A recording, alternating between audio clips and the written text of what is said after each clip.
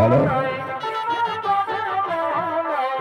मेला प्रेमियों से निवेदन है थोड़े जे नाच देख समय जगह पैसा दे खातिर যদি দেবা তো 100 টাকা দাগ লাজে লাজ বি লাগলো না 10 টাকা দিয়া গেছে তাই দেব ঘরবা তো 100 টাকা দাগ তাহলে মই কবন কি ধন্যবাদ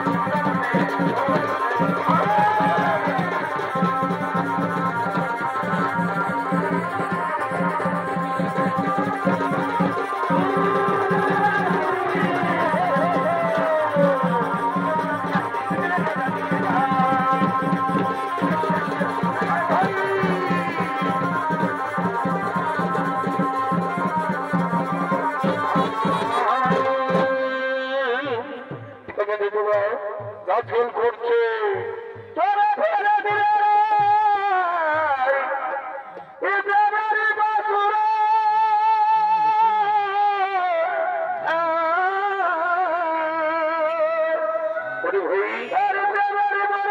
কিন্তু বুঝবি না গো তোরা কে ভাই তোরা ফেলে দিলে বাসুরা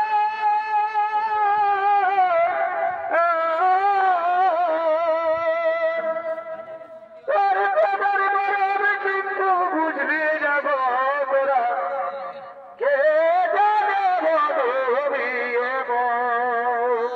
ভাই ওই আমি আগে যদি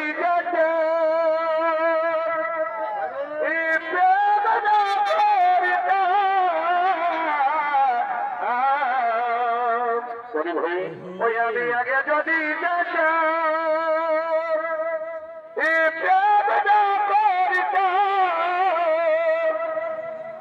ওই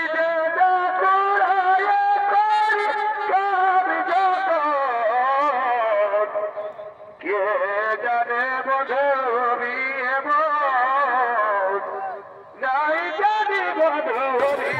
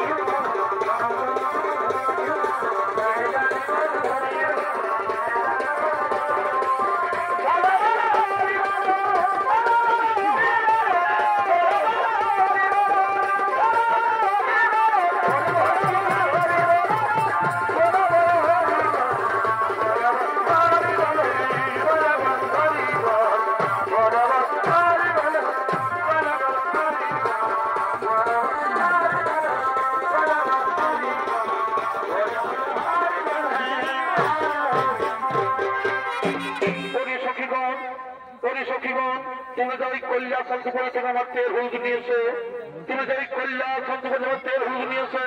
আমি এখন স্নান করিবারে যাই, আমি এখন স্নান করিবারে যাই। তাই যাচ্ছি এক্ষুনি তোমার স্নানের জন্য আমরা তেল এবং কাঁচা হলুদ বেটে নিয়ে আসছি। এক্ষুনি তোমার স্নানের জন্য আমরা তেল এবং কাঁচা হলুদ বেটে নিয়ে আসছি।